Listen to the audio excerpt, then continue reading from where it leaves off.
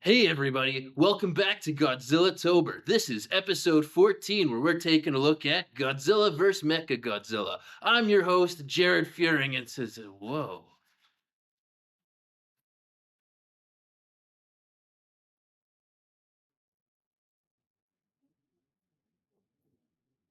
Get out of here, you imposter. Unbelievable. This is episode 14, Godzilla vs. Mechagodzilla. And when Godzilla shows up and starts destroying a city, everyone is confused now that he's stepped into a protector role. But is everything what it seems? Let's go. Hey everybody, thanks for watching. I'm Jared Fearing. I'm a lifelong Godzilla fan and a big fan of Halloween. And nothing says Halloween like monster movies. So this year, for the month of October, we're going to review every single Godzilla movie from Gojira all the way to Godzilla and Kong the New Empire. So join me this month for a new video every single day and see if I go insane in the process. Let's get to it.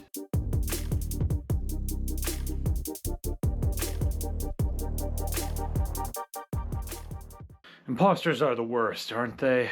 Well, that's exactly what happens in our next movie, Godzilla against Mechagodzilla, as it was known in Japan, or as it was known in the US, Godzilla versus the Bionic Monster, and then Godzilla versus the Cosmic Monster, and then finally, Godzilla versus Mechagodzilla. The movie opens with an absolute banger soundtrack, which is great. But this movie is a bit of an odd duck. It goes back to our alien villains once again, because aliens are the goddamn worst, aren't they? But prophecy is also a huge part of this movie. In fact, it opens at a temple with them going over a prophecy that a monster is coming to destroy the world.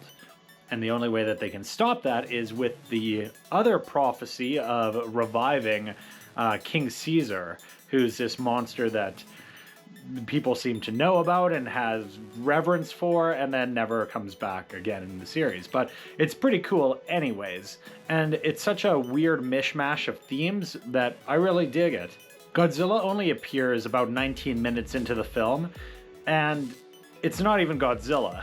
It's his imposter, Mechagodzilla, who goes on a bit of a destruction rampage and actually runs into Anguirus and really disgustingly breaks his jaw open, and there's blood and everything, and it's really gross. But this is kind of the tip-off that it's not actually Godzilla. In fact, in the English dub, one of the characters even sees this happening and says Godzilla wouldn't do that to his friend.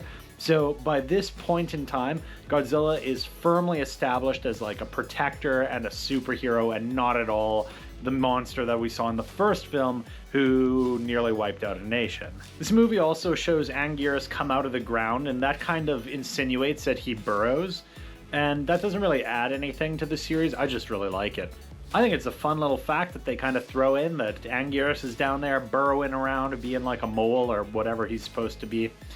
But it does make it a bit harder when you see his jaw get broken open a couple scenes later, and there's blood all over the fake Godzilla's hands. It's pretty gross. It's pretty gory. And I remember that and the scene with the buzzsaw from Gigan really kind of bothering me as a child, because poor Anguirus is just getting the business in multiple movies, getting cut up, blood everywhere. Poor little guy. He's just trying to be Godzilla's friend. The first moment that we see Godzilla facing off with Godzilla is actually very cool. There's a burning power plant, there's fire everywhere, and you kind of know what's going on at this point, but Godzilla facing off with himself is still visually very, very cool. And then when Godzilla actually attacks the imposter and it fully morphs into Mechagodzilla, it's an incredibly cool moment for the series. The Showa Mechagodzilla design is incredible. Of all the Mechagodzillas throughout the series up until our current movies, this is actually my favorite. I love the way that it looks. When I think of Mechagodzilla, this is the first one that I think of. Almost as soon as we discover that Mechagodzilla is in fact Mechagodzilla, the humans are just like aliens immediately. The aliens are kind of an established villain at this point in the series, I guess. And these aliens are quite different than the ones that we've seen previously. These are weird, ape alien things that have kind of like little horns and are kind of gross, but a few of the aliens get killed and they revert back to their ape face.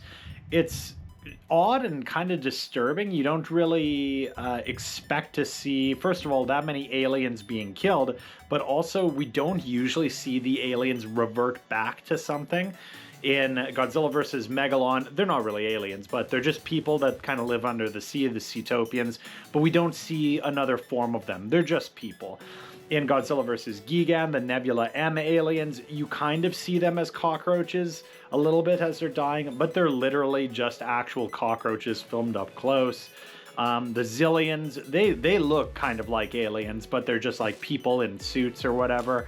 This is the first time where we actually see like alien prosthetics, where you kill someone and they morph from being a human into another creature. And that's kind of a cool moment to actually differentiate that this is like an evil alien villain, as opposed to just, a human that's saying he's an alien for the budget. The alien design isn't game-changing or anything, but it's cool that they went to that effort to try to do something that is different. There's a really great line where somebody asks where some people are, and one of the aliens responds, "You'll see them soon enough. Rather, they're corpses." Banger response. Unfortunately, I'm pretty sure that alien gets killed immediately. But great line. Like I said, this is an odd duck between the alien sci-fi story and the prophecy story. And even the aliens are kind of in on the prophecy. They're like, oh no, we can't let them fulfill the prophecy and revive King Caesar. It's a little weird, but you know what?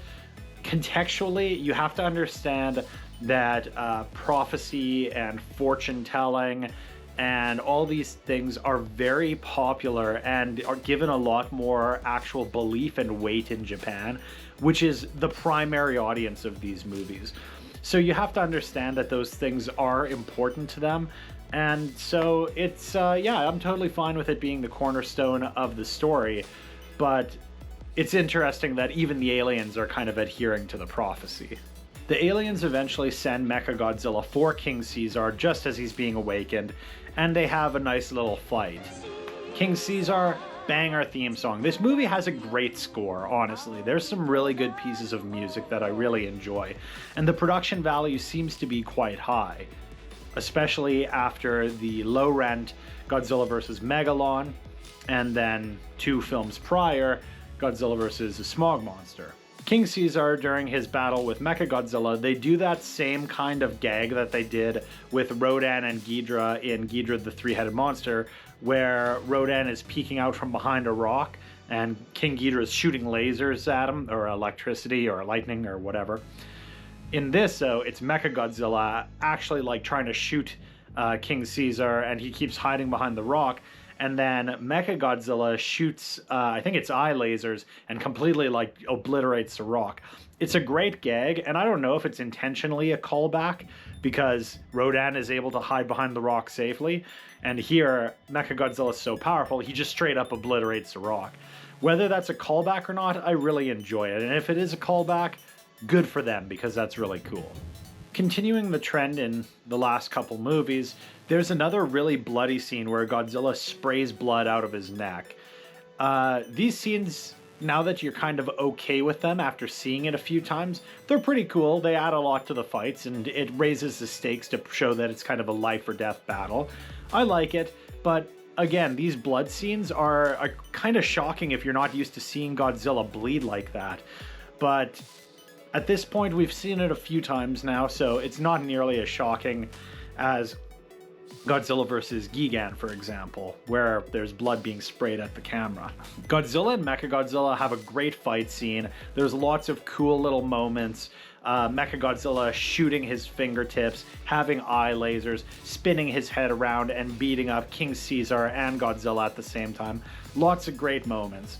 And there's a very anime moment where Godzilla powers up and somehow gets magnetic powers. I don't really know what the deal with that is.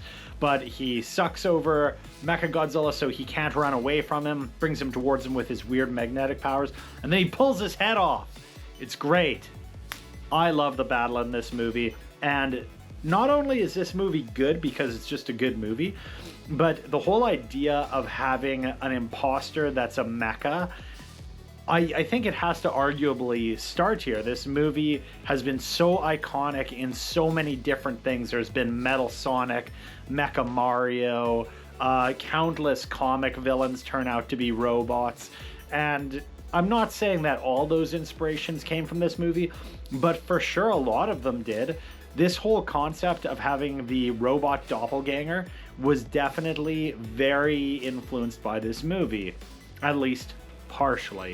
Godzilla vs. Mechagodzilla is, in my opinion, one of the highest points of the Showa era. It's got great music, it's got a great English dub, it's got great monster scenes. The human action, even though the human story is kind of forgettable, the action is pretty good. There's some good action sequences. Just everything about this movie is top tier for the Showa, and I highly recommend it. I really think that if somebody is trying to get into Godzilla and they're only being selective about their watching, this is a great jumping on point. I think it's very enjoyable from start to finish, and I really recommend it. Come back tomorrow for the very last movie in the Showa era. We did it. All the Showa movies are going to be done. Whew, man, 15 movies. It's been a long ride. But come back tomorrow for Terror of Mechagodzilla. Hey everybody, as always, if you're enjoying these videos, please like, comment, subscribe. Let me know down below whether you like Godzilla vs. Mechagodzilla.